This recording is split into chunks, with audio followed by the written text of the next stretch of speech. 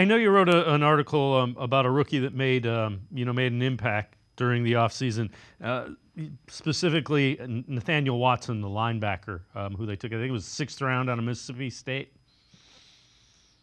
Yeah, I think Nathaniel Watson is really, really interesting because he dropped to the 6th round, but he led the SEC in tackles this past year while he was there. So he performed well in one of the best, if not the best, conferences in college football. He got the stats. And I think he is a prime example of how Andrew Berry, some of his thinking on age has changed post COVID-19 because normally I think in years past you would not have expected him to take somebody who is as old as Nathaniel Watson. He's going to be 24 on September 1st.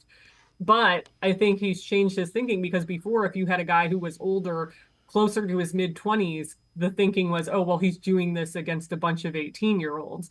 Now, I think the overall landscape of college football has trended older post pandemic and players having COVID years and staying longer. So I think that probably scared some teams away, as did off the field issues potentially. He had a drag racing arrest and a DUI arrest. He talked about those being growth and learning experiences. Now, I do think that's important to note that those happen, but when the Browns have talked to us about it, they talked about being willing to give him a second chance on some of those mistakes. And I think so far, what we've seen from him, number one, he passes the eyeball test.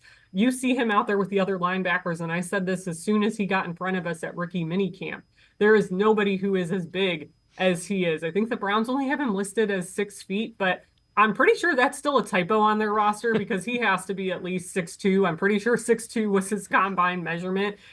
He's big. He made some plays. I mean, we saw everything seems kind of up for grabs in that room depth chart wise beyond JOK.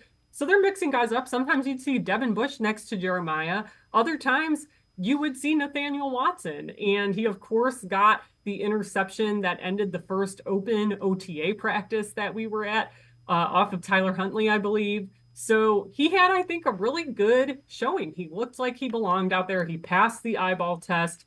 And time again, this early in the offseason, those things are important. They're arguably the most important things I think you can glean about rookies. And to me, he just looked the part out there. And Jason Tarver talked last week or a couple of weeks ago now and said kind of what we have been hypothesizing about him, which is because he's older, the game has kind of already slowed down for him. Like the flip side of that is he probably is who he is as a player.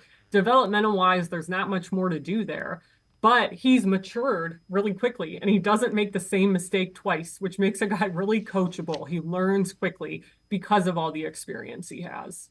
Mississippi State's going to become a must-stop for the Browns scouting department for defense. You got Martin Emerson there now, potentially Nathaniel Watson. All right.